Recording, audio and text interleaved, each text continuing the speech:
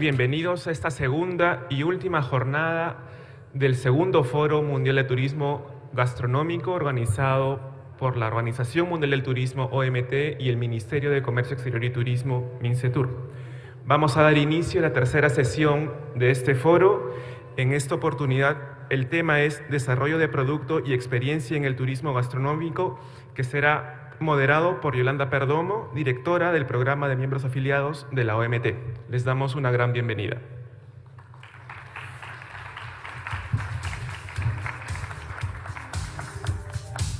Muy buenos días a todos, bienvenidos. Es un placer moderar este panel en un tema tan relevante para nosotros en el Programa de Miembros Afiliados como es el desarrollo de producto turístico y de experiencias innovadoras. El tema de la gastronomía es fundamental, es un recurso primordial que nos sirve para construir productos fantásticos y de eso queremos hablar hoy. Y para ello tenemos un plantel fantástico de panelistas a los que voy a pedir que se suman ahora mismo en este estrado. Tenemos a Dirk Lubbers, que es director de Heineken Experience, está basado en Ámsterdam. Tenemos a Manuel Villacorta, que es un experto nutricionista y dietista. Muchas gracias, Manuel. Muchas gracias. A Verónica Mausbach, que es la directora de un importantísimo turoperador vinculado al vino y a la gastronomía en Mendoza. Tenemos a Fernando Olivera, que es el secretario de Estado del Estado de Guanajuato. Y tenemos a Gastón Solari, de Uruguay, de Hacienda Garzón. Muchas gracias a todos por estar hoy aquí. Y decía que este tema es fundamental y primordial para la OMT por muchas razones. Y creo además que llegamos a este panel de forma muy armoniosa y en el momento adecuado. ¿Por qué? Ayer cerrábamos la sesión número 2 con algunas conclusiones fundamentales. Yo me quedé con algunos retazos que me parecen primordiales para esta discusión que que va a tener lugar ahora. Ayer se hablaba, cuando hablábamos pues, de buenas prácticas en el ámbito del turismo gastronómico, de que hacían falta algunos requisitos primordiales, no solo en este ámbito, siempre en el turismo y sobre todo cuando se aborda el desarrollo de producto. Y hablaban de cosas tales como el liderazgo, la capacidad de trabajo en equipo a todos los niveles, de la cooperación público-privada también. Hablaban de creatividad, que también es fundamental, y hablaban de una visión a largo plazo. Y creo que justamente estos son los elementos primordiales para hacer un ejercicio de esta naturaleza. Antes quizás no era tan relevante realmente intentar comprender cómo hacer un ejercicio complejo, pero con este nuevo tipo de consumidor ávido de nuevas experiencias, que quiere realmente congraciarse con el entorno, que busca la autenticidad, ahí tenemos que hacer un ejercicio muchísimo más complejo del que se hacía tradicionalmente. También hablábamos ayer de la necesidad de aunar un montón de recursos turísticos que también requiere de elementos que normalmente no se tenían en cuenta en el pasado. Hablábamos de aunarlo con cultura, tradición, arte, etcétera, etcétera. Por lo tanto, tenemos una miríada de actores que proceden de distintos ámbitos en el territorio. Tenemos que hacer esa lectura del territorio de forma estratégica y necesitamos abordarlo de una forma que nunca se había hecho, y eso requiere también una aproximación diferente. ¿Y cómo se hace eso? ¿Cómo consigues aunar todas esas voluntades de forma armoniosa? ¿Quién lo lidera? ¿Con qué legitimidad? ¿Con qué marcos se establecen las normas? ¿Y cómo las seguimos después? Y una vez hecho ese ejercicio, ¿cómo consigues que eso luego tenga lugar después, se comercialice de la forma adecuada y que se siga innovando en ese proceso? Por lo tanto, para abordar este tema, que para nosotros, y luego entenderán por qué es tan importante en el marco de esta conferencia, tenemos unos ponentes fantásticos que, como han podido ver, provienen de sectores muy distintos, de distintos lugares del mundo, y que abordan este ejercicio desde distintas perspectivas. Y yo lo que les voy a pedir a ellos hoy es que vamos a intentar hacer un ejercicio un poco diferente. Yo les voy a pedir que nos imaginemos que estamos en una sala, en la OMT, en la sede, en Madrid, y que yo les he pedido a ustedes que me ayuden a hacer un ejercicio de esta naturaleza. Digamos que la OMT va a ser un piloto en el ámbito del turismo gastronómico y les va a pedir consejos para saber cómo abordarlo desde la perspectiva de cada uno de ustedes de la mejor manera posible, teniendo en cuenta y en consideración todos estos elementos a los que me acabo de referir. Liderazgo, creatividad, cómo abordarlo, la complejidad que eso tiene. Ustedes tienen mucha experiencia y yo quisiera que lo que tenga lugar hoy aquí sea una conversación entre nosotros, una sesión de trabajo en el que hagamos un poco de brainstorming para ver cómo abordarlo. Y evidentemente podemos trufar con la experiencia que ustedes, cada uno de ustedes tenga y pueden apelar evidentemente a ello a la hora de hacerlo. Y esto es lo que a mí me gustaría que pasara, que se olvidaran de la compañía que tenemos hoy aquí y que esto sea una conversación de verdad. Y ahí lanzo la pregunta, ¿cómo hacer un ejercicio de naturaleza? ¿Cómo puede, por ejemplo, la OMT ahora mismo establecer un marco de acción, una aproximación metodológica para llevar a cabo ese tipo de ejercicio que tiene la complejidad que acabamos de mencionar? ¿Cómo lo llevamos a cabo para que sea un ejercicio exitoso? ¿Y cómo tomamos en consideración todos los distintos elementos que ustedes consideran que vamos a tener que afrontar? ¿Y cómo después podemos conseguir que eso sea replicado por otros en otros lugares del mundo, pues teniendo ya ese aprendizaje y ese ejercicio de prueba-error ya realizado? Y puede empezar el que quiera. Gastón. Antes que nada, agradecer la invitación. No la voy a hacer larga porque todo el mundo agradece y vamos a hacerla corta. Muchas gracias. Como muchos de los que están acá saben, yo vengo también del deporte de alto rendimiento y deportes de equipo. Y una de las visiones que yo tuve respecto a este foro, y esto es lo que yo un poco ayer en los talleres iba pensando, todo lo que uno había preparado en realidad tenía que tener un feedback de ver qué es lo que estaba pasando y sucediendo en tiempo real, para poder aportar a quienes están del otro lado, aunque estemos acá solos nosotros, pero hay un montón del otro lado esperando algo de nosotros. Y yo voy a considerar este foro, este segundo foro, como si fuera un entretiempo en un partido. Hay un antes y un después de este foro. Esto debiera ser una especie de conversación de vestuario, conversación de entretiempo, donde tenemos que liderar a través de estímulos que son externos para las personas, para que se les genere la motivación interna para ir por más. Yo no me voy contento si acá no escucho primero a la gente, escucho sus necesidades, aprendo de ellos para poder yo recién ahí empezar a actuar y poder aportar algo. Mi mesa de trabajo va a ser diferente. Yo no voy a presentar nada ni nadie, mucho menos a mí mismo. Al contrario, quiero escucharlos a ustedes, quiero escuchar sus realidades, quiero escuchar sus necesidades, porque si no, no podemos entrar al segundo tiempo a ganar. Y para ganar, primero tenemos que saber dónde estamos, segundo, a dónde queremos ir, y después trazar ese camino lo más corto y lo más recto posible y con la mayor eficiencia. Esa es mi idea, tenemos que trabajar en equipo.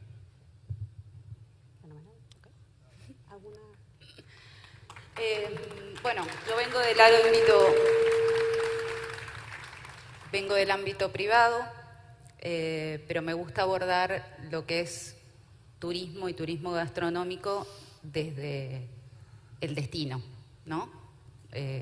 Soy de Mendoza, ahí hacemos vino, y creo que uno de los éxitos que ocurre en ese mercado y que se traslada también acá en Perú es que es auténtico y que es algo que trasciende ese producto, que por medio de la consumición de un producto, ya sea un paquete turístico, una botella de vino, una experiencia en una bodega, la gente llega a conocer un montón lo que es cultural, ¿no? Porque visita una tierra determinada, conoce cómo vive esa gente, conoce su idiosincrasia y es auténtico. Entonces creo que una de las claves es que ese producto o esto que nosotras, esta experiencia, sea auténtica y no crear algo que está disfrazado. Acá en Perú vemos la parte gastronómica como un exponente de la cultura y es sumamente auténtica. Y en Mendoza pasa lo mismo. Entonces creo que hay que tener un ordenamiento para llegar a un objetivo, para que la gente visite ese lugar y la gente vuelva llevándose algo como una experiencia. No solo visité, me gustó, sino que se lleve algo como un patrimonio, como algo adquirido. En tu caso, y en el caso a lo mejor también de Fernando, incluso de Gastón, ustedes han tenido que enfrentarse a esa aproximación al territorio y para conformar los distintos productos con los que ustedes trabajan de distintos ámbitos, han tenido que elegir y han tenido además que ejercer ese liderazgo del que hablábamos antes para que todo tenga la misma pátina y pueda ser comercializado con un cierto orden y se pueda comunicar bien, etcétera, etcétera. Quizás Dirk y Manuel tienen una óptica diferente. Dirk ha hecho eso también realmente, pero lo ha hecho en un microdestino que se ha convertido en una de las experiencias más interesantes turísticamente en Ámsterdam, que es la experiencia de visitar la fábrica de Heineken. Y también ha tenido que hacer también este ejercicio. Y Manuel se va a enfrentar a ello próximamente, porque él es un experto dietista y nutricionista, pero le han pedido que aparte de enseñar a la gente a comer bien, a saber cocinar estos superalimentos que se dan aquí en Perú, quieren conocer el territorio, quieren conocer el lugar donde se cultivan esos superalimentos. Sí. ¿Cómo se han enfrentado a esos retos de decidir? Algunos ya lo han hecho, otros lo van a hacer en breve. ¿Con quién? ¿Por qué? ¿Con qué recursos? ¿Con qué elementos? ¿Por qué? ¿Cómo elegir todo lo que luego va a vestir la experiencia central? Esa es la cuestión. Lo mío pasó, bueno, soy peruano de nacimiento, vivo en California, San Francisco. Lo mío empezó orgánicamente, se puede decir. Hace 5 años, cuando decidí escribir mi primer libro de superalimentos peruanos, tenía toda la ciencia enfrente mío, ya había hecho todos los estudios, y estaba listo para escribir el libro y no me salía absolutamente nada. Y es donde decidí regresar a Perú para hacer este viaje de investigaciones. Me pasé 3 semanas en los Andes, fui a las chacras, las huercas, hablé con la gente local, fui al Amazonas. Fue increíble y fue la inspiración y el aprender y el estar ahí que francamente fue lo que me ayudó. Regresé con una energía tremenda y es que así sucedió y ya tengo 2 libros. Y bueno, y ahora con toda esta promoción que estoy haciendo allá en Estados Unidos de los superalimentos peruanos, y está yendo muy bien con eso, a la gente le encanta, le llamo la atención con salud. A veces la gente cuando dice soy nutricionista y dice ¿qué hace acá? Entonces, cuando no quieren comer conmigo, siempre ven que estoy escogiendo. Les estoy explicando de la salud, les hablo del aguaimanto, de la quinoa, de la maca y lo bueno que es para ellos. Y después obviamente estoy hablando del Perú también mientras que estoy hablando con esto. Y no solamente vienen y me dicen quiero probar el aguaimanto ahora, pero también quiero ir a Perú. Entonces eso ha pasado y entonces este septiembre de repente me venga con 10 personas y los quiero llevar por el camino que yo fui, porque es también no solamente saber de salud, pero identificarse y tener una conexión con la comida, que eso es súper importante, porque sé que a mí me cambió la vida y tener esa conexión con la comida es súper importante también, no solamente saber acerca de salud. Fantástico. Y quizás tierra, Fernando, ¿no? O Dirk, o quizás Verónica. Sí. No, que digo I want to say something because the connection superfood to super beer it's it's a logical step, you know. And super wine. First of all, buenos dias todos. Estoy Dirk Lubbers. That's all the Spanish you can get from me. The rest is in English.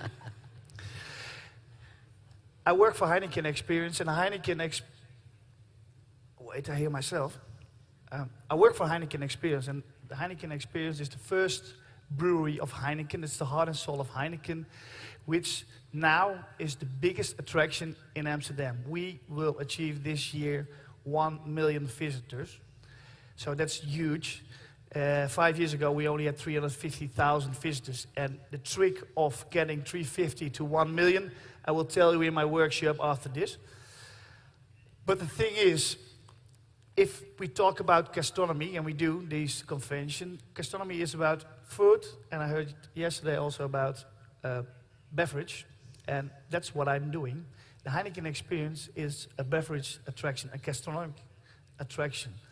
And we tell about beer. And what we do is change people into Heineken ambassadors. And we do that just by telling stories about beer, about the brand, about the history, and letting people go out the door with a smile and always remember that they are our ambassadors. That's what we do.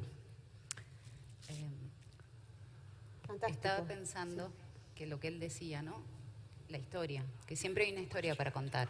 Por eso a mí me gusta hablar de experiencias, más que de un producto. Me parece como que un producto para vender puede ser una silla. Siempre hay una historia detrás de cada bodega y siempre hay algo interesante para aprender, ¿no? Porque cada degustación que la gente va a hacer en una bodega tiene toda una historia detrás. Por ejemplo, vamos a una bodega A y degustamos 3 vinos de 3 cepajes o de 3 zonas. La gente a través de eso puede entender cómo vive la gente que recolecta esa uva, en qué tiempo la recolecta, de dónde vienen, si es una familia entera, si son migrantes, cómo se les paga. Al trabajador de la uva no se le paga con dinero, se le paga con una moneda que representa una caja de uva. Y esa moneda tiene un valor que es como del stock market, ¿sí? Dependiendo de cómo fue la economía y cuánto se va a pagar la uva al productor, ¿sí? Y hay una historia que cada bodega cuenta, y hay una comida que sostiene ese vino, y en esa comida hay algo en lo que nos reflejamos o no, ¿sí? Porque, como hablaban ayer, la comida peruana hizo un gran salto. La comida en Mendoza hizo un gran salto también, porque finalmente nos diferenciamos y logramos tener una comida auténtica. En vez de seguir mirando para el Río de la Plata, la capital, Buenos Aires, empezamos a mirar lo que es la verdadera identidad de Mendoza. Nosotros somos la última parte del Tiwanaku, ¿sí? Es el último kingdom, el último reino de los incas. Había culturas que estaban anteriores a los incas. Los incas y estas culturas nos enseñaron a irrigar la tierra. O sea, todo se interconecta, ¿no? Y me parece que hay que ser muy claro con el mensaje que se da en cada lugar. Que ese mensaje tenga un sentido, que esté bien armado, que esté bien estructurado, que tenga una identidad, que no sea mentiroso, que no se agote a la gente con vino, vino, vino, vino, vino.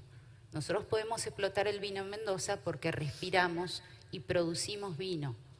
Somos el 8º exportador, el 5º productor, pero el 4º consumidor. Tomamos vino. Hablando de historias, yo empecé el capítulo de Maca con una historia que agarré cuando yo fui a esta tiendecita en el mercado San Pedro de Cusco. Ya sabía yo que hacía la maca, pero me hacía el tonto. Porque quería que me den las historias. Voy y le digo a la señora, ¿para qué es la maca? Y no me quería decir. ¿Para qué es la maca? Y me dice, para su dormitorio. Así es como empiezo el capítulo de la maca. Y eso ha sido una explosión. Las historias son muy buenas. Era cuando nos comentas cómo compartir después desde OMT esta posibilidad de desarrollar estrategias para construir desde la gastronomía o desde los meros ingredientes y la articulación de actividades que al final sean interesantes para un turista. Nosotros, desde el punto de vista de gobierno, que es la actividad que hoy llevo a cabo en un estado de la República Mexicana, pues es importante primero para nosotros entender desde el origen cuál es esa valoración única de los ingredientes endémicos, pero detrás de ello el poder integrar en el interés primero turístico de una comunidad o de una sociedad y con ello estar de acuerdo que vamos a desarrollar un proyecto que tenga esa vocación turística y particularmente en este caso con un modelo gastronómico.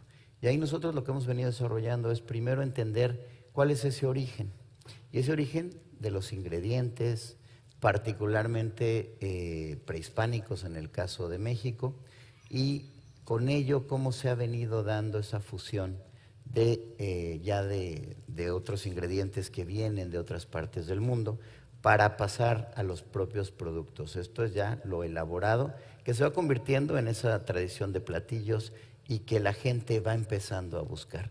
Pero para nosotros esa integración, ya una vez que tenemos los platillos, tiene que ver mucho con la inclusión de las comunidades. Es muy fácil hablar de un turismo gastronómico frente a la instalación de restaurantes en un entorno de un destino turístico más o menos consolidado.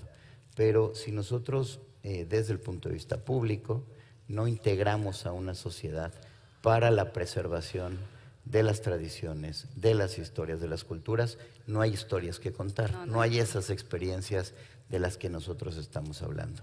¿Y cómo los hemos estado articulando? Primero, sensibilizando a la comunidad local.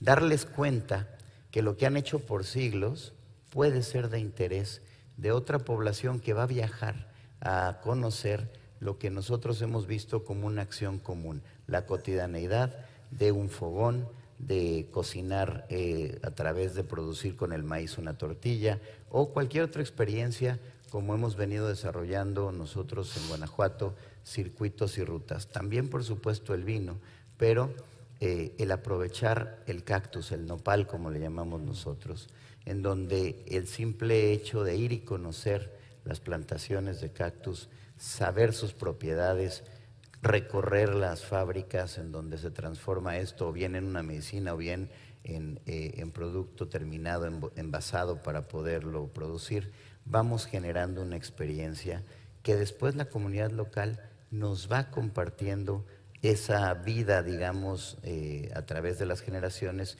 que se convierte en el producto turístico, ¿no? No podemos nosotros inventar un producto turístico de la mera imaginación, hay que aprovechar ese espacio de productos, de espacios culturales, del patrimonio heredado arquitectónico, que te va conformando toda una experiencia. Hay un proyecto que nosotros tenemos en un festival que se llama Guanajuato Sí Sabe, que hacemos en un convento agustino del siglo XVIII. Y alrededor de sombras casi de misioneros agustinos, hacemos una cena del siglo XVIII, con ingredientes que solamente existían en esa época. Y los sabores son muy diferentes a tratar de interpretar una receta con los productos actuales. Y de esta manera, bueno, pues te transportas alrededor de esas paredes que tienen siglos de historia, que te van dando verdadera experiencia turística y por supuesto gastronómica. La gente quiere ir a comer hoy a los diferentes lugares, decide lugares para ir a comer y para visitar casi como segunda acción. Pero en este sentido nosotros, bueno, pues ya lo que estamos desarrollando primero en la conformación del producto tiene un componente de inclusión que no podemos dividir, ni tampoco podemos desarrollar productos desde un escritorio, sino ir, como lo estás compartiendo, a sentir esas señoras que después se dan cuenta del valor y de la riqueza que han atesorado por siglos, porque ese es el secreto de un producto gastronómico, la tierra, el ingrediente, la transformación de una manera pareciera tan simple, pero que además ha estado ahí por toda la vida y que hoy la gente se maravilla pero para es disfrutar. importante ir a ver. Claro, claro. Tienes que ir a ver, y eso fue lo que a mí me cambió todo mi prospecto, todo completamente, a estar ahí, conversar con la gente, ir a las chacras, ir al mercado. Y hacerlos ver que es valioso y que es auténtico. No, claro, definitivamente. Que eso es fundamental. Cuando nosotros nos maravillamos con lo que para ellos es la vida diaria, pero después se dan cuenta, y para nosotros desde el punto de vista de gobierno, cómo les podemos cambiar la expectativa de vida para que ellos nos cuenten lo que han hecho siempre y que tiene un valor. El hecho de ir a sus casas, de comer dentro de sus casas, de dormir con ellos, y que para nosotros tiene un gran valor. Pero para ellos, bueno, pues el hecho de darse cuenta que más allá de una actividad primaria como puede ser el cultivo, se convierte también en una actividad remunerada por la mera visita y por la experiencia, bueno, pues en ese momento empezamos a crear verdaderas experiencias. Así es. Y ahí es donde se I want to add necesita. something you know, what we do, it's not about the beer. Beer consists about 4 natural ingredients. That's hops, barley, our secret yeast, and 95% is water. So that's it. That's the beer. And that's not the way why Heineken is so famous in the world. It's about the story. And that's the thing what we do really good. We tell stories, we share stories. We tell about the ingredients, we tell about the history, but we also tell about our brand. Why do we have Smiling East? What did we do in the USA in the 30s? So the beer is like most of the beers, but it's all about creating the buzz around it. And that's what my team does on a daily basis. They tell about Heineken, they tell about the story, they share stories, and they interactively go in discussion with tourists. And people love that. If we don't share stories, we wouldn't have 1 million visitors. So it's not about the beer, it's mainly about the people who are spreading the word about our beer. In fact, what we do, we create ambassadors of our tourists, and you can only do that with first-class ambassadors in your staff. So that's the thing. If you do something with gastronomy in the future, it's all about telling and making stories. And if you don't have a story, you make one up. El dar el ejemplo no es una forma de educar, es la única forma de educar, el ejemplo. Y muchas veces los emprendedores, los que apuestan su capital económico, su capital humano o su visión y generan emprendimientos, son los que muchas veces generan también el contagio para que lo que ellos arriesgan, tal vez con un poco más de exposición al triunfo o al fracaso, hace que después se conviertan en líderes y el resto de la gente los imite y los siga. Y es sin duda el ejemplo nuestro en Uruguay.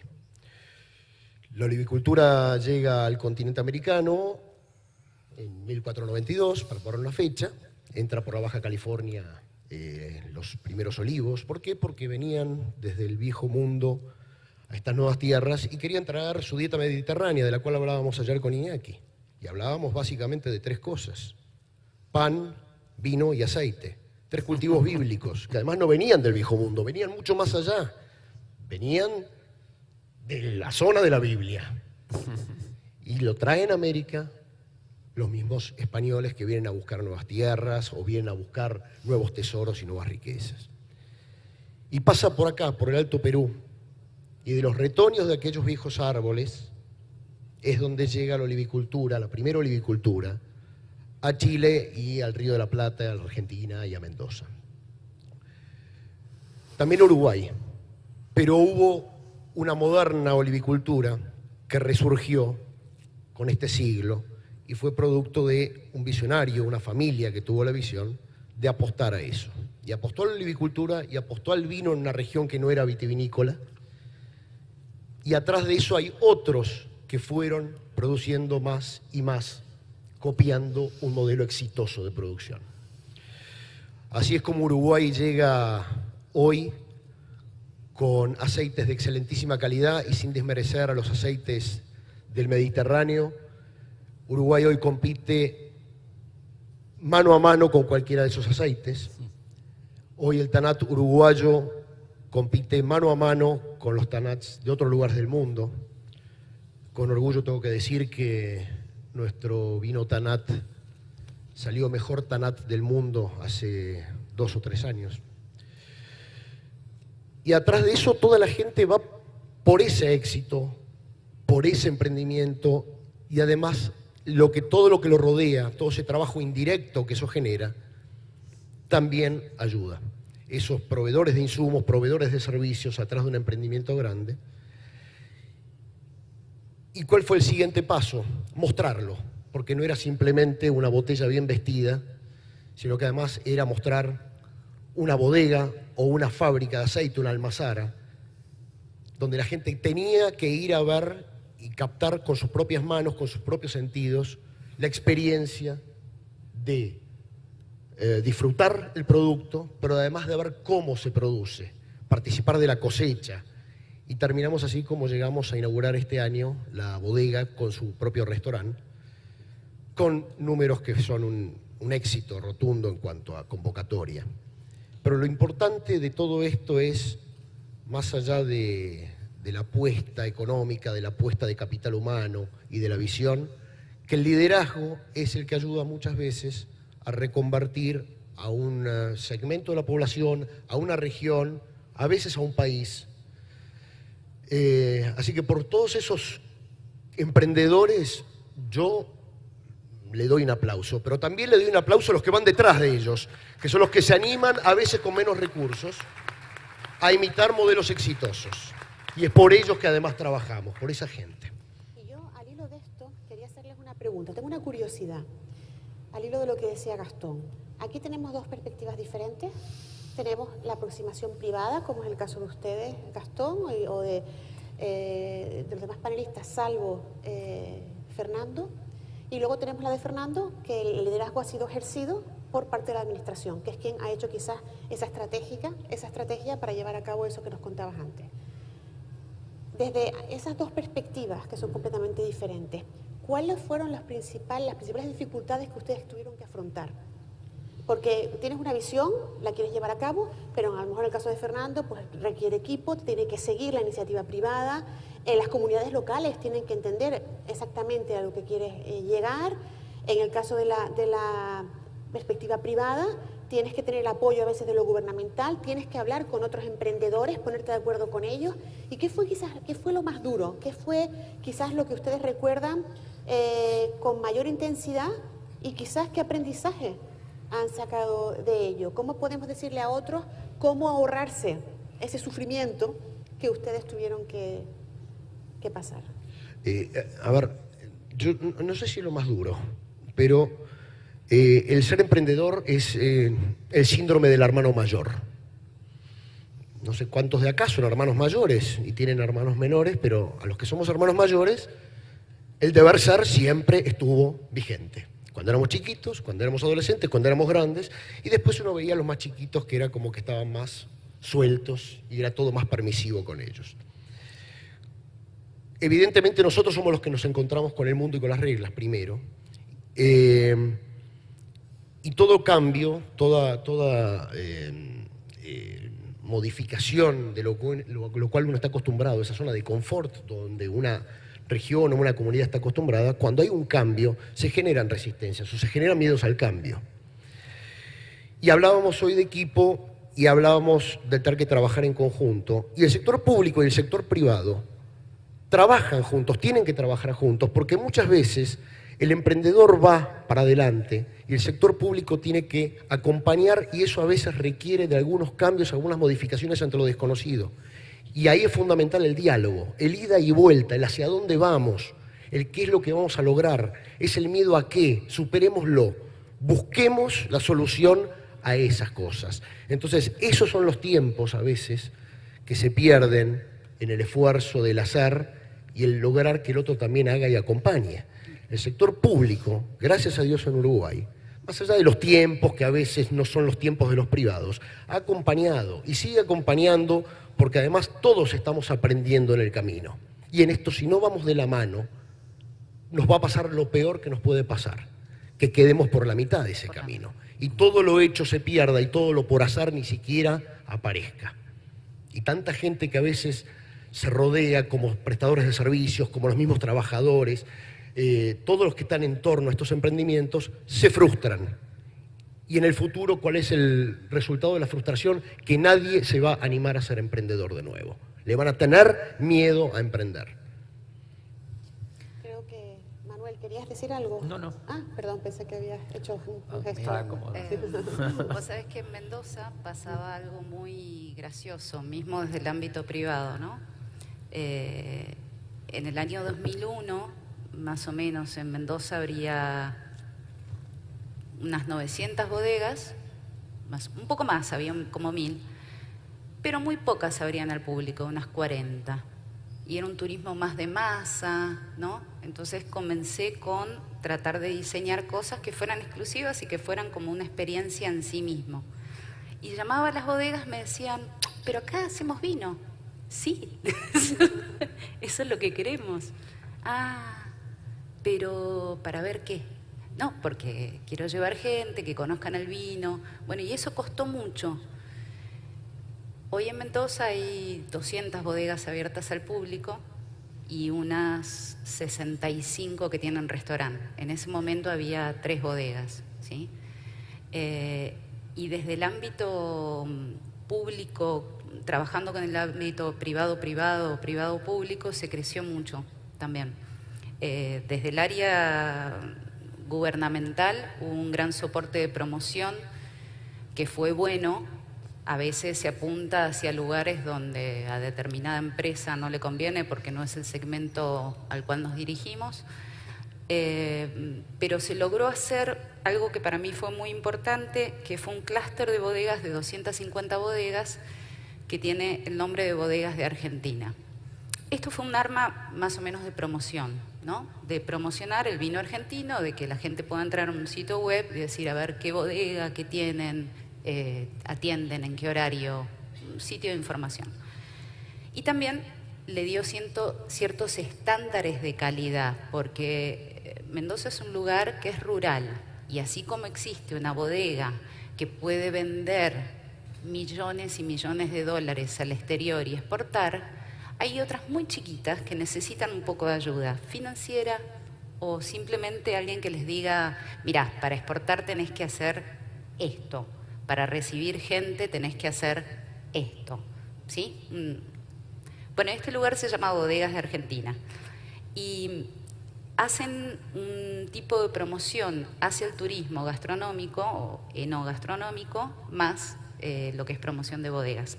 Pero hay algo que a mí me gusta mucho que hacen, que se logró trabajar con distintos departamentos, como el Departamento de Cultura, el Departamento de Desarrollo Social, el Departamento de Agricultura, y lograr distintos eventos que ya quedan marcados en el calendario, ¿sí? Que por ahí a nivel venta para una empresa o para una bodega no tienen tanta emoción, pero permite algo que para mí es muy importante, abre el turismo al local. Entonces, por ejemplo, en Semana Santa las bodegas quedan abiertas durante una semana y ya tenemos establecido un calendario que es toda una semana con música clásica en los caminos del vino. Entonces, el local, el mendocino, que por ahí no tiene acceso a entrar a una bodega, puede disfrutar de un acontecimiento cultural, puede ver una bodega, puede gustar unos vinos, puede ver un buen paisaje y la forma de entrar es con la donación de una caja de leche. Entonces eso vuelve a la comunidad, ¿sí? Eso siempre se eligen distintas organizaciones no gubernamentales sin fines de lucro para caridades, ¿sí? Para ayudar a la gente.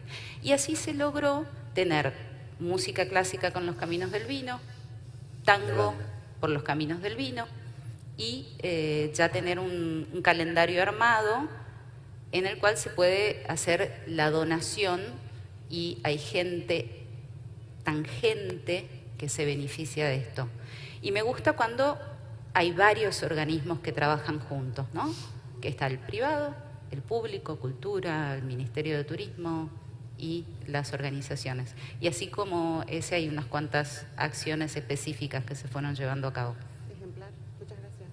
Cuando decías cómo avanzar para realizar este proyecto y cómo tratar de compartir esas experiencias que le puedan permitir a otros destinos acortar en tiempo, en mejorar su valoración como destino turístico.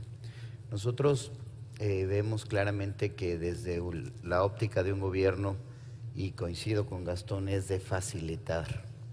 Y en esa facilitación nosotros encontramos que el camino más rápido, primero es ponerse de acuerdo. Nosotros iniciamos en el 2012 en un estado que a nivel de gastronomía en nuestro país no tenía relevancia. Es uno de los estados más culturales, es el único estado en el país que tiene 2 ciudades patrimonio de la humanidad, que tiene uno de los festivales culturales artísticos más importantes del mundo, que es el Festival Internacional Cervantino, pero que en la gastronomía no se había sensibilizado a la sociedad para que se convirtiese en un activo turístico. Y nosotros reunimos a través de diferentes reuniones a casi 1.500 empresarios y gente de la sociedad para entender dónde creíamos que podíamos llevar los destinos del turismo de un estado. Y ahí la gastronomía se asomaba, pero se asomaba de manera bastante tímida, porque no había un desarrollo ni una credibilidad en su potencial. Nos pusimos de acuerdo primero en qué queríamos lograr. Y lo más difícil para un gobierno, probablemente en estas épocas, es la credibilidad y la confianza. Y esa confianza se da a través de resultados, se da a través de acompañar. Y hay algo en lo que coincido totalmente con Gastón. La velocidad del empresario no es la misma de un gobierno. La velocidad del empresario, siempre lo digo, por lo menos en un formato de negocio, es cada 15 días o cada 8 según pagues. Esa es tu velocidad, porque hay que pagar una nómina, hay que pagarle a los proveedores. El gobierno ejerce un presupuesto y su velocidad es distinta, porque sus programas pueden ser eternos, pero si tú no aceleras esos programas, no suceden. Y entonces, en este mismo esquema, bueno, creas primero ese plan y vas generando las condiciones para que suceda. Y esas condiciones tienen mucho que ver con, primero, el desarrollo de infraestructuras. ¿Cómo vas a poder hacer que la gente llegue, que sea accesible un destino, el que vayas a desarrollar? Esa misma gente tiene primero que sensibilizarse que se debe de convertir en un espacio de carácter de aprovechamiento turístico. No toda la gente está lista para recibir turismo. No toda la gente quiere recibir visitantes. Hay pueblos que te dicen, yo no pedí ser visitado. Bueno, ¿por qué es importante y valioso? ¿Y por qué te va a generar un beneficio cultural, social y además económico ser visitado y que compartas tus tradiciones? Pero ahora, ¿cómo las vas a compartir? Vamos a capacitar para que esa experiencia o esa transmisión de valor cultural o social se convierta también en una experiencia para un turista. Y luego algo muy importante, ¿cómo la haces sostenible? ¿Cómo haces que esa tradición, esa cultura, no se transforme porque vas a empezar a recibir una información del exterior, de algo que ha estado ahí siempre esperando? Y con ello, bueno, pues nosotros hicimos un proceso de sensibilización, primero a la comunidad local, a los destinos, no solamente a los pueblos, sino incluso a las ciudades. Capacitamos, creamos un modelo de excelencia turística para capacitar prestadores de servicios, para provocar la emprendeduría. Hemos desarrollado en un estado de 5,5 millones de habitantes más de 100 nuevas empresas con productos específicos. Nosotros teníamos 5 operadores turísticos en el estado, hoy tenemos 23 que están cada quien de manera específica llevándolos al circuito del tequila, al circuito del nopal, a la ruta del vino, a la ruta del mezcal, otra cultural a la ruta de conventos, pero que pasan por la gastronomía de todas esas zonas, y vas creando ese ordenamiento alineado a una sociedad que ya entiende cómo se puede recibir al turismo, que ya se capacitó, que esos emprendedores fueron apoyados inclusive por modelos de financiamiento que nosotros hemos creado para, desde la buena idea, ellos generen también empleos y abran la puerta por primer día de un negocio, o establecimientos que se han venido deteriorando para que nosotros tenemos un modelo de subsidio a la tasa de interés, para que ellos accedan a un crédito menos el apoyo que tenemos de subsidio al interés, compren dinero barato y puedan mejorar sus establecimientos, y cuando llegue el turismo ya tienen una planta renovada de su negocio, bien un restaurante o bien un hotel, o bien la empresa transportadora para tener equipo, vehículos para mover al turismo de una manera muy digna. Y esto, bueno, pues vamos generando entonces una cadena productiva muy interesante. En el campo la gente empieza a producir de manera primaria, pero también empieza a generar estos recorridos en los espacios. De ahí la distribución. Nosotros hemos generado también, en el punto de vista gastronómico, desde las oficinas de la Secretaría de Turismo, una concentración de los productos gastronómicos y artesanales para después distribuirlos de manera directa a restaurantes y a hoteles, pero hemos también construido paradores turísticos que nos permiten ser anclas regionales de todos estos espacios que antes no eran visitados. Estos paradores, bueno, pues algunos van desde 4,000 metros cuadrados de construcción hasta 17,000, en donde tenemos experiencia recreada con la historia en una museografía, los espacios para poder comercializar las artesanías, los productos elaborados, en nuestro caso, bueno, pues como el dulce de leche, la fresa y todas las bebidas de las que ya hemos estado hablando, y vas generando entonces todas estas líneas que el empresariado siente que lo acompañas. Y ellos apuestan. Nosotros, ningún gobierno tiene recursos suficientes para crear producto, para generar experiencias y además para promoverlas y comercializarlas. El gobierno somos malos vendedores y somos malos operadores de negocios y no debemos estar en ello. Eso lo tiene que hacer el empresario. Nosotros generamos esas políticas públicas de apoyo, la promoción la hacemos, generamos festivales para que la gastronomía, y ahí sí, desde la más tradicional hasta la más vanguardista, apoyada por cocineros de todo el mundo, vayan compartiendo todos estos proyectos gastronómicos en la región. Y por ello, bueno, pues festivales, diferentes jornadas académicas y semanas gastronómicas en restaurantes, hoy te van redondeando todo ese esfuerzo que haces desde el campo, ¿no? Desde el surco del campo hasta la mesa y el paladar, que es como vas creando la política. Y me parece impresionante, porque has hecho mención a que eso lo iniciaron en 2012, o sea, eso lo han hecho en 4 años, finales. lo cual es altamente esperanzador. Quiere decir que un destino que tenga visión y que tenga una estrategia lo puede conseguir realmente en poco tiempo, es extraordinario. Y en ese poco tiempo, Guanajuato se convierte en capital iberoamericana de la cultura gastronómica, genera un festival en donde más de 60,000 personas en 10 días van a comer, y durante todo el año actividades con recorridos, como te decía, de circuitos y rutas, pero que has puesto de acuerdo y que has incluido a todos. La cocina tradicional, tenemos un programa de 101 cocineras tradicionales, que muchas de ellas ya encontraron, más allá de participar en un festival, hoy es gente que todos los fines de semana la gente las visita en un pequeño restaurante o fonda, o les encargan comida y van por ella y la llevan a sus casas. Fenomenal. Y esto, bueno, pues va generando una actividad que ellas nunca hubieran esperado, se va generando un modelo también virtuoso en visitar otros lugares para ir a comer, y bueno, pues esto te va a generar también una derrama económica en el beneficio del pueblo, de la ciudad, pero para eso, como decía yo al principio, la infraestructura, hemos mejorado 32 de 46 centros históricos municipales que tenemos en Guanajuato. La gente llega, lo primero a donde va una persona cuando quiere hacer turismo es a un centro histórico. Si ese centro histórico no está adecuado, no está arreglado, no es bonito, no es funcional, no está señalizado, te corre del lugar, te vas y pierdes la oportunidad de mostrar otras cosas, incluida la gastronomía. Porque además demuestra que es extremadamente capilar y que realmente puede generar un impacto positivo en muchísima gente, que es lo que tiene de extraordinario este segmento. Yo ahora tengo una pregunta al fondo sur ahí, que están muy callados, a Manuel y a Dirk. A Manuel, te quería hacer a ver si podemos hacer la siguiente reflexión. Imagínate que nosotros ahora decidimos llevar a cabo un proyecto piloto en el que vamos a potenciar un superalimento peruano. Y necesitamos que nos ayudes con el marketing, de lo cual tú, entre otras cosas, eres un experto.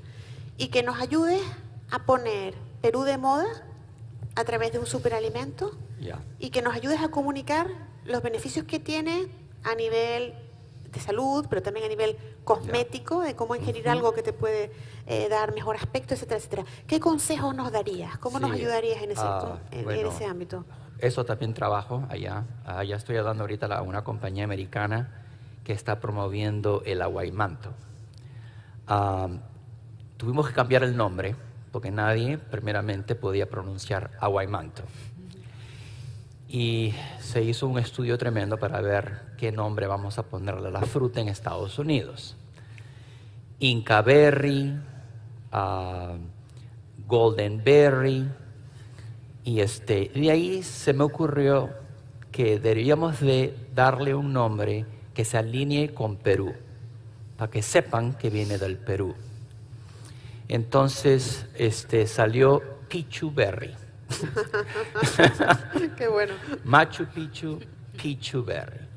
Entonces ahora todo el marketing es Pichu Berry de los Andes del Perú.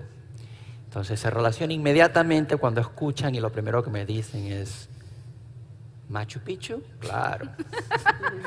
Bueno, primeramente es darles el conocimiento de salud. A la gente le interesa, ahorita está súper interesada en comer sano y romper que solamente el aguaimanto se usa de adornito. El aguaimanto es espectacular, tiene muchos beneficios para la salud. Pueden venir a mi sesión y les explico todos los beneficios. Pero bueno, y de ahí comenzamos con la televisión. Los libros ayudaron tremendamente, obviamente, porque eso fue a nivel nacional. Y también en artículos de Internet, por ejemplo, periódicos como el Huffington Post, Fox News, que tienen ahora noticias todo en Internet, en inglés y en español. Y tampoco sin olvidarnos de los medios sociales, que eso es súper importante y estoy extremadamente activo en eso, con Instagram, Facebook, Twitter, Pinterest, y de esa manera francamente se dispara, ¿no? Entonces la promoción se tiene que hacer de esa manera y siempre haciendo acordar de dónde viene. Entonces ya que la gente ahora sabe y estamos entrando más y más y más y más al mercado, yo escucho, ¿no?, lo que leo y me mandan, que no solamente les ha encantado la fruta, pero quieren venir y ver dónde crece. Entonces, ahí es donde se puede hacer la conexión ahora. Pues ya saben qué es, saben de dónde viene, es majístico, es mágico, que viene de los Andes y quieren ver. Entonces ahí es donde se podría hacer una ruta del aguaimanto, se puede decir, donde también hacer recetas de aguaimanto, no solamente de adorno, repito, cómanlo. Y así, ¿no? Se hace estas rutas y también puedes usar la gente local, las mamás, las abuelas, que hagan algo con la fruta también, sus recetas, porque eso es lo que vale más. Y ahí yo creo que has dado en el clavo una cuestión que yo no sé si coincidimos todos, que yo creo que sí, que es el hecho de generar contenido de valor. Tú lo has hecho desde la perspectiva científica. Claro. Y has dado pie a que se pueda escribir mucho al respecto y que se pueda hacer una comunicación extraordinaria y sostenible en el tiempo, lo cual es algo que también no siempre se aborda y creo que es absolutamente relevante. Yo quería preguntarle ahora a Dirk algo que tiene que ver con lo que antes apuntaba Verónica. Cuando ella empezó su proyecto, decía que llamaba a algunas bodegas y las bodegas no entendían que alguien quisiera visitar un centro de producción.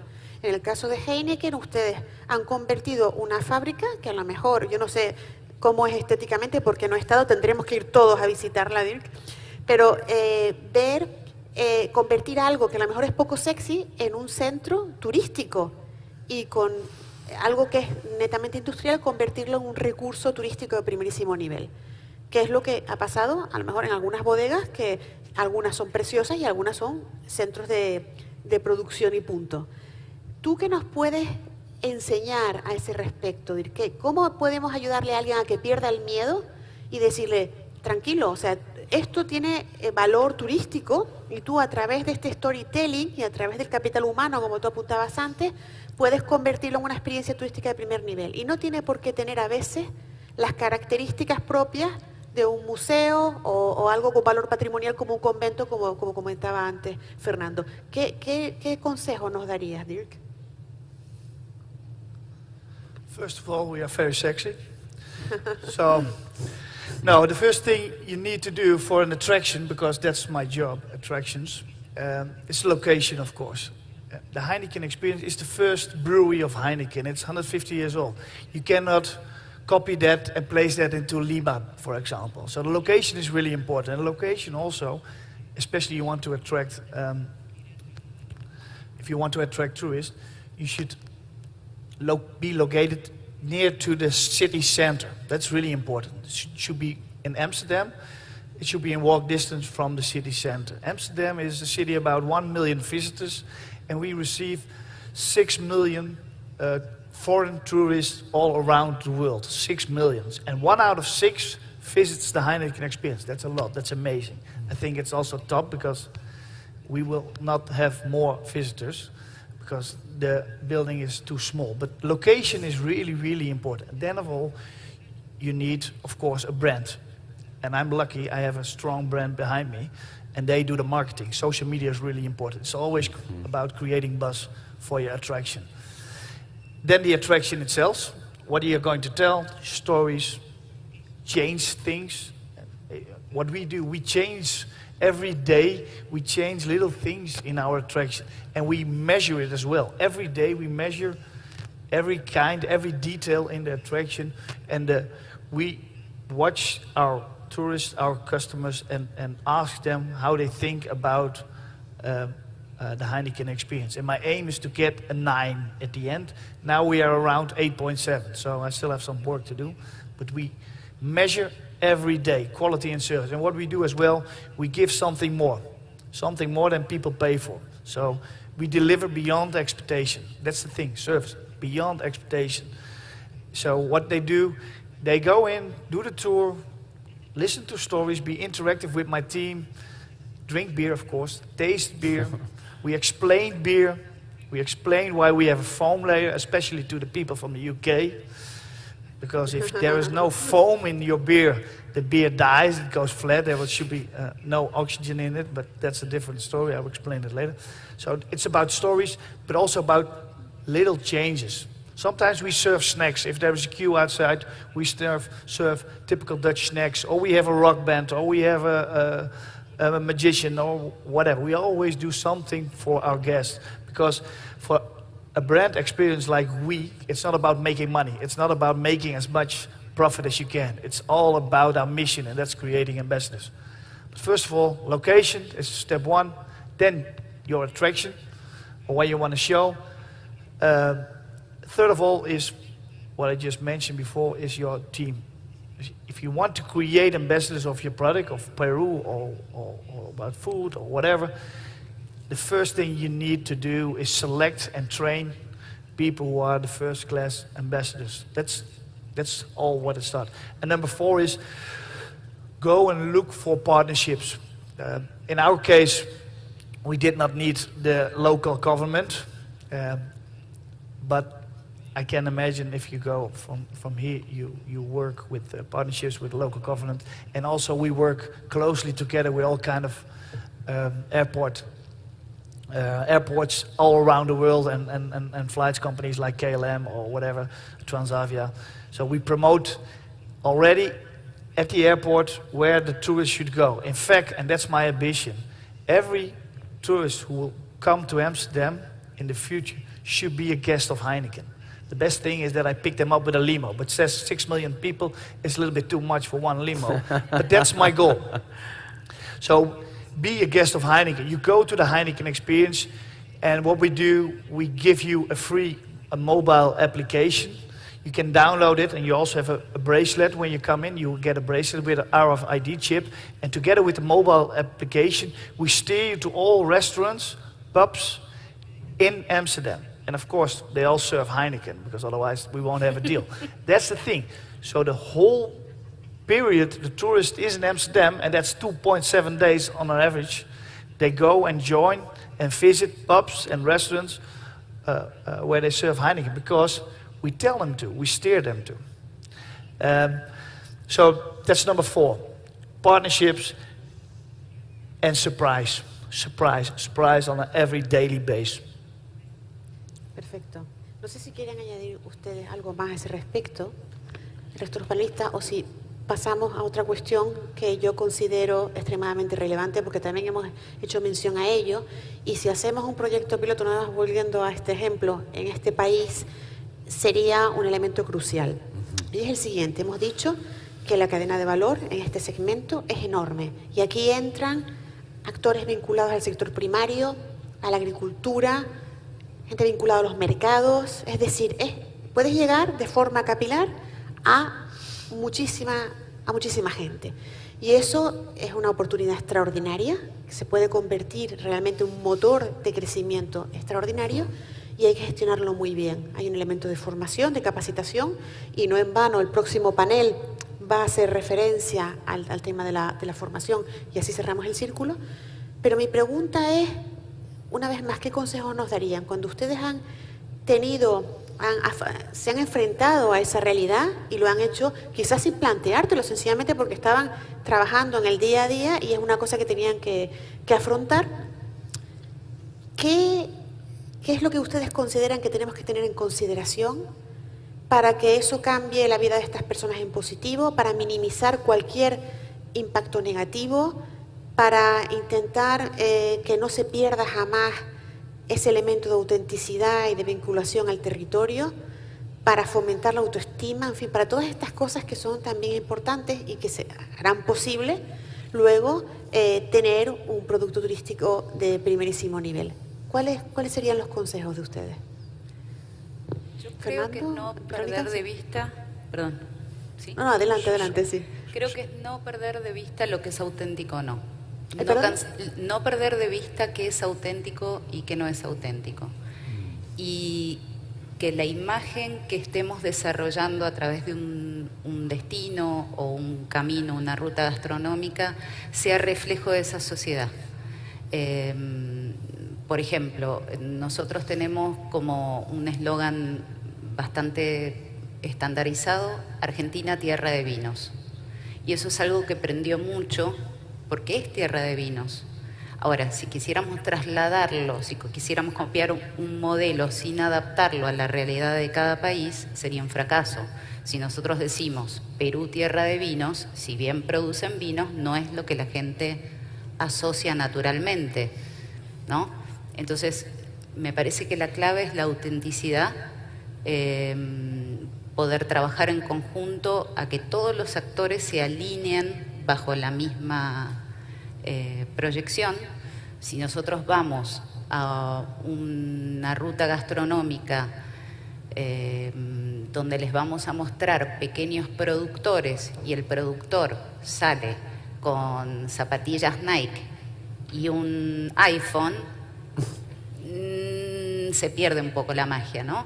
Entonces, que todo sea que tenga una cadena donde todo se alinee en el mismo sentido, desde lo privado, desde lo público, y donde se pueda trabajar en conjunto en varios sectores, ¿no? Y que la imagen del país o del destino esté bien representada, de la misma manera en que el privado quiere que esté representada. Yo creo que algo que no hemos tocado y que también es fundamental en este proyecto de turismo gastronómico es, y en la preservación, como bien dices, desde el ingrediente y la experiencia y la tradición, son las marcas colectivas y las denominaciones de origen. Esto es, nosotros en ese devenir del turismo, cuando van a los destinos, se puede ir perdiendo, a lo mejor por masificar, a lo mejor por simplificar, aquel proceso que era tradicional, aquella actividad que motivó en su origen la visita a un lugar. En el caso nuestro, hemos desarrollado a través de todo un proceso de certificación la creación de marcas colectivas. Esas marcas colectivas que tienen dentro de ellos, pues sí, la activación turística, pero más importante, la conservación de procesos que nos permita siempre dar el mismo producto.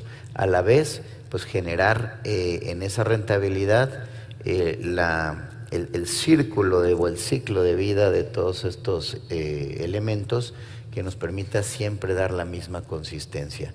Y la denominación de origen es a la vez muy potente para la generación del interés de la visita. ¿Por qué? Porque yo solamente puedo tomar un vino de Burdeos en Burdeos y conocer ese vino de Burdeos. Lo puedo tomar en cualquier lugar, pero si quiero ir y conocer dónde se produce el vino de Burdeos, pues ahí. El tequila, pues solo se puede ir y se puede conocer en la zona donde se planta agave azul, y ese agave azul es destilado, y conocer ese proceso y tomar ese tequila en tequila. Ir a la denominación de origen es importante. En caso de la marca colectiva, pues es mucho más por el reconocimiento de los estándares. Y en ese proceso, el poder después generar un aspecto o un esquema de distribución que nos permita tener el máximo alcance. Ese máximo alcance en donde ya, una vez que nosotros hemos logrado esa denominación de origen, vayamos a cuantos lugares podamos para generar marca.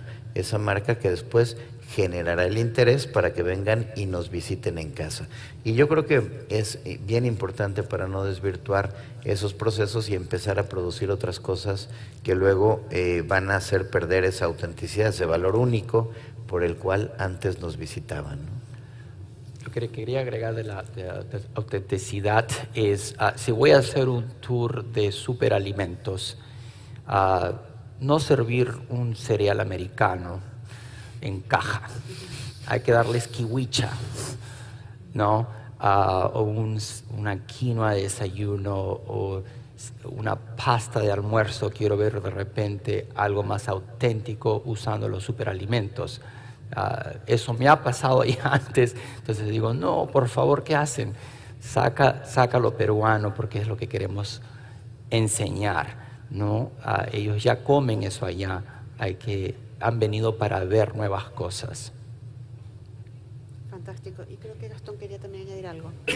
Sí, en el caso nuestro particular, la cadena de la valor de la cual hablamos, la tenemos dentro de la misma organización: producción primaria, industria transformadora, comercialización, e inclusive nuestro propio restaurante, nuestro propio chef, nuestro propio circuito turístico con la experiencia de visitar el lugar.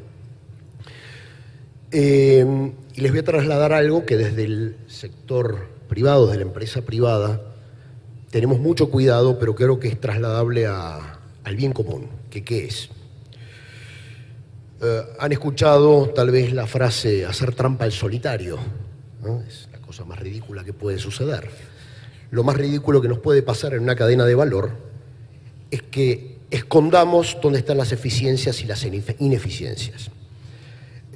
Cuando nosotros tenemos una cadena de valor y vamos a suponer una producción primaria, una producción transformadora, una cadena o un canal comercial, si empezamos a jugar ese juego de compensaciones, donde uno subsidia al otro o cubre con cuidado en el valor de esa materia prima, que no pierda rentabilidad el segundo eslabón y lo haga en deterioro del primero, lo fundamental acá es no hacer trampa al solitario, que cada uno de estos segmentos de esta cadena, cada uno de los eslabones de esta cadena, sea perfectamente identificable desde el punto de vista de su autosustentación, de su eficiencia y de su ecuación económica. Porque si no, caemos en el riesgo de después no saber dónde tenemos las ineficiencias porque están escondidos en ese juego de compensaciones. Y lo que podría ser aparentemente exitoso, en definitiva, hay alguien que se está beneficiando y hay otro que se está perjudicando. Y esa cadena, en ese eslabón, puede llegar a cortarse en algún momento. Y respecto a la denominación de origen, sin lugar a duda, hay que ir por denominaciones de origen. Estamos haciendo en muchos países cosas que están jugando en primera división. Estamos jugando en grandes ligas de las cuales ni soñábamos que podíamos llegar. Entonces también tenemos que ir por nuestras denominaciones de origen, sin lugar a duda. Quisiera agregar una cosa muy Sí. chiquita. Hoy, antes de subir, comentábamos un poco la transformación de la industria vitivinícola en Mendoza. El turismo gastronómico naturalmente siguió esa transformación. Nosotros la verdad que tuvimos mucha suerte porque teníamos una empresa, una industria, que es la del vino, que estaba traccionando fuertemente hacia adelante con muy buenos resultados, con plata para invertir, con plata para promocionar. Y bueno, Mendoza nos acompañaba con además de hermosas bodegas y buenos productos, con un paisaje increíble, con agua pura, o sea, realmente era fácil promover el destino y trabajar en el destino. Y hay algo que es fundamental en lo que es los productos, como decían, de alta calidad y de estar jugando en primeras ligas. Nosotros hoy en Argentina, en el último reporte de Tim Atkins, que es un crítico especializado, tenemos 800 vinos valuados por más de 90 puntos, entre 90 y 98 puntos. Eso es un peso muy grande para la industria y nos para con mucha confianza frente al consumidor, porque le podemos decir, venga a Mendoza, nosotros acá le podemos mostrar todo esto, pero tenemos algo muy importante para mostrar, un reconocimiento internacional, que muchas veces en el primer mundo, en el nuevo mundo lo necesitamos, ¿no? Que alguien nos diga, muy bien, están en Wine Spectator, o están en Travel and Leisure, o están en Robert Parker. Y bueno, eso es un elemento de marketing también muy, muy fuerte, que es como un premio al gran esfuerzo que se hizo durante todos estos años. Entonces, desde el 2000, si nosotros tomamos la cantidad de visitas de gente que nos visitó en Mendoza en los últimos 10 años, creció 245% la cantidad de visitantes. De un turismo incipiente de 400.000 personas, pasamos a 1.600.000. Y todavía tenemos capacidad para seguir recibiendo gente. Extraordinario. Yo iba a reducir un poco la duración del panel porque queríamos anunciar algo que nos parece extremadamente positivo para este país que nos acoge de esta manera tan extraordinaria. Pero quiero cerciorarme de que va a tener lugar. Carlos, ¿vamos a proceder finalmente a la firma? ¿Está todo listo? Fenomenal. Pues esto que va a tener lugar ahora, esta firma, tiene que ver con todo lo que hemos hablado hoy aquí, en este panel. Y por eso yo no cesaba de preguntarle su punto de vista y su perspectiva sobre algo que se pudiera llevar a la práctica de forma tangible. Porque hay muchas conferencias en las que se habla con gente de altísimo nivel, con expertos como ustedes, asuntos que luego, desgraciadamente, no se plasman en la realidad y quedan solo en el ámbito de lo empírico. Y nosotros no queremos que sea así. Y queremos que cada una de estas iniciativas, cada uno de estos eventos que organizamos, deriven en algo práctico. Y no en vano, por ello, empezamos a desarrollar, y tú lo sabes bien, Gastón, hace 3 años lo que llamamos la metodología de prototipos de la Organización Mundial del Turismo, que no es otra cosa que llevar el aprendizaje, todo el bagaje de la Organización Mundial del Turismo y toda aquella que aportan nuestros miembros, tanto los Estados miembros como los miembros afiliados, a un ejercicio concreto en el que nos enfrentamos a un reto e intentamos buscar soluciones entre todos, en un mundo que cambia vertiginosamente y en el que lo que era válido hace 2 o 3 años ya no nos sirve. Y lo hacemos juntos, de esta manera, con este trabajo en equipo. Y eso es lo que queremos llevar a cabo. Y me refería antes a Gastón porque nosotros hicimos un prototipo en Punta del Este para afrontar la estacionalidad. Y fue realmente un ejercicio creativo extraordinario. Nosotros lo que queremos anunciar hoy aquí es que la Organización Mundial del Turismo, por primera vez en su historia, va a llevar a cabo un prototipo, un proyecto piloto sobre turismo gastronómico. Y lo va a hacer aquí, y no lo va a hacer aquí por casualidad, lo va a hacer aquí porque ustedes tienen la potencialidad para ello y porque este gobierno, este ministerio, se ha volcado para que así sea. Y no nos vamos a ir de aquí mañana y dejar esto solo, resumirlo en una nota de prensa y quizás en nuestra página web, que también será, sino que nosotros nos vamos a quedar para llevar a cabo el trabajo de campo que haga posible ese proyecto piloto aquí en Perú, en Puno, de la mano de todas las personas que constituyen la enorme y extraordinaria cadena de valor del turismo gastronómico en este país. Y lo hacemos...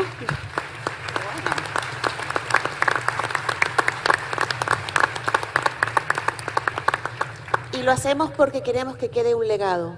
No queremos que nadie haga realmente, invierta tanto en un evento de esta naturaleza y que no le quede un legado a la gente de ese país. Y por eso yo ahora les pido perdón porque voy a reducir este panel. Lo voy a concluir ahora haciendo referencia a aquello que dije al principio y que ustedes me han reforzado. que hace falta liderazgo, que hace falta trabajo en equipo y que hace falta visión a largo plazo. Y termino así porque un prototipo hace eso. Y me parece formidable que alguien sea, porque a veces en la política uno tiene que ser cortoplacista por necesidad, que justamente este ejercicio demuestre lo contrario y que se va a hacer un ejercicio que va a ir mucho más allá de aquellos que lo inician. Y eso es ejemplar. Y quería añadir dos cosas más que aquí se han dicho. Una es la audacia, no hay que tener miedo a emprender cosas nuevas, no hay que tener jamás miedo a equivocarse, porque así es como realmente se consigue llevar a cabo un modelo exitoso, y un prototipo es justamente eso. Probaremos hasta que funcione y lo haremos con todos ustedes. Y si no, si llegamos a un punto en el que no funciona, daremos marcha atrás y lo ajustaremos. Y evidentemente, la última consideración, que creo que también este gobierno que está apoyando esta iniciativa ha dado prueba de ello, es la altura de miras. Y así finalizo este panel. Yo les agradezco porque ustedes nos van a ayudar a llevar a cabo ese prototipo y eso me parece extraordinario. Muchas gracias a todos ustedes.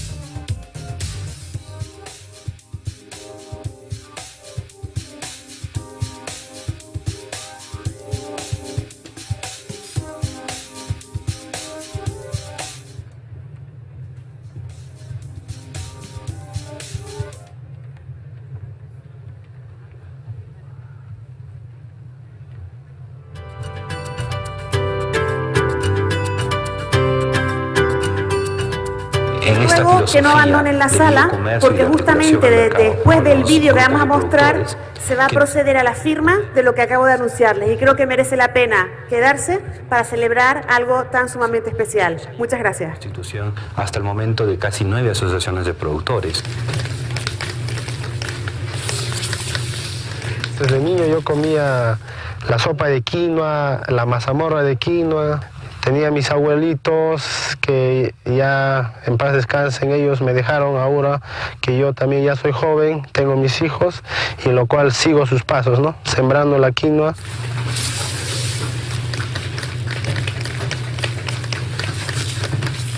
La quinoa es un producto. Por favor, les ruego que no abandonen la sala, pues vamos a proceder a la firma en breve.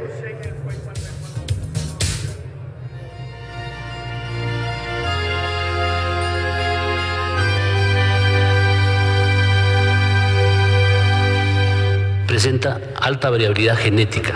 Tenemos quinoas rojas, blancas, amarillas, negras, etc. Existen más de 3.000 ecotipos de quinoa. Y otras variedades que tenemos también está el Salcedo, Inía, Rosada, Taraco, la Cancolla, la Pucaquinoa, que también le llaman Cuchihuila. En el último año, con mucho esfuerzo y con la ayuda de PROMPERÚ, hemos podido fomentar solamente 5 variedades de color, aparte de la blanca. Se están consiguiendo importantes logros en lo que es el biocomercio en razón a las diferentes variedades de quinoa que tenemos, ¿no? Antes la quinoa no costaba.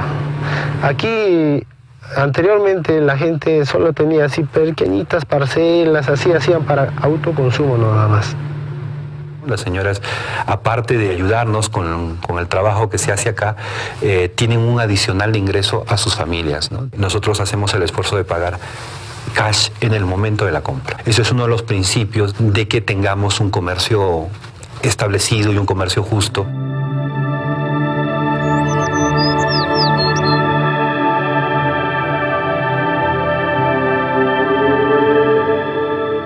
Hemos estructurado, con apoyo del INDECOP y de PROMPERÚ, la norma técnica peruana de quinoa requisitos. Se establecen los criterios para poder comercializar la quinoa. Con ciertos requisitos de calidad, que no estén contaminado el producto. Tiene las condiciones sanitarias de calidad, de tamaño, etcétera. Sin preservantes, sin colorantes, ofrecer esa alternativa a la gente que está buscando comer más sano, ¿no? Para controlar, por ejemplo, las plagas, los hacemos el biocidas. Todo lo que hacemos acá es orgánico, completamente orgánico. En la mayoría de presentaciones, al menos del Perú, provienen de parcelas, de campos de cultivo orgánico. Ya tenemos 8 años certificando orgánico, ¿no? Organizamos la producción que llega de campo en un orden que se basa en los parámetros del sistema HACCP, ¿no? Y que está referida al trabajo que se hace con la certificación orgánica, basado en lo que es las normas técnicas de certificación orgánica internacional. Pagamos la certificación para nuestros agricultores y llega un certificado a nombre tanto de la empresa nuestra como de la Asociación de Productores en conjunto. Es el documento con que nos respaldamos. Aunque en el mercado hay muchos productos a base de quinoa, hay muchas barritas de quinoa, en realidad no tenían los estándares para poder exportarlos, así que decidimos nosotros crear una barra, ¿no? Desarrollar una barra. Pues muchísimas gracias. Vamos, como decía, a proceder a la firma que va a iniciar, que va a dar comienzo, que va a ser el arranque del trabajo de campo para llevar a cabo el primer prototipo de turismo gastronómico de la Organización Mundial del Turismo. Se va a hacer por primera vez en la historia y se va a hacer en Perú, gracias al extraordinario trabajo del Ministerio de PROMPERÚ y del fantástico equipo que ellos tienen y han puesto a disposición para que esto sea una realidad y que, como decía antes, quede un legado en este país después de esta conferencia. Ese prototipo se va a centrar en la quinoa, como ustedes la denominan aquí, un superalimento. Y vamos a trabajar en el diseño del producto, en la comercialización, en el modelo de gobernanza, en todos los elementos para que realmente sea innovador y podamos posicionar este país en el lugar que ya tiene, pero que lo haga, si cabe, de forma todavía más extraordinaria. Y por eso invito a que se suben y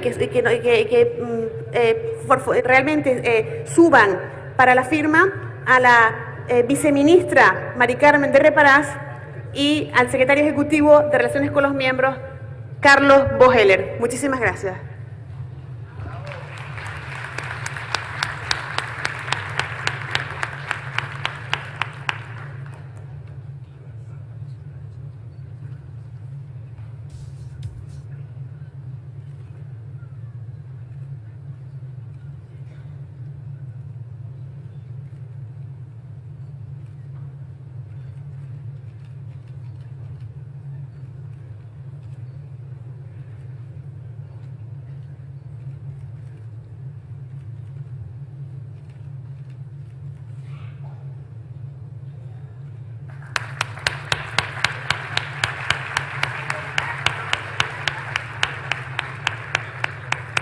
Sepan ustedes que empezaremos el trabajo este mismo sábado y que no cesaremos de contárselo a todos aquellos que encontremos en todas las conferencias que podamos, dándole visibilidad a este extraordinario proyecto que se va a llevar a cabo en Perú. Muchísimas gracias a todos.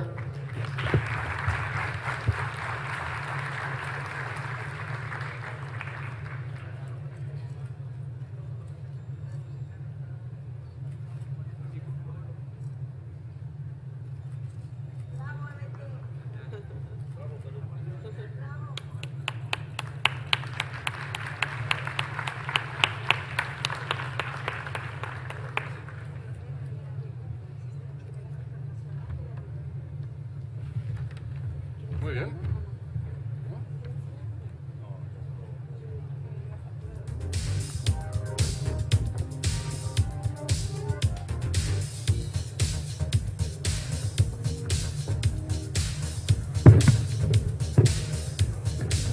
Buenos días. A continuación seguimos con las sesiones de trabajo, los talleres en el piso 4.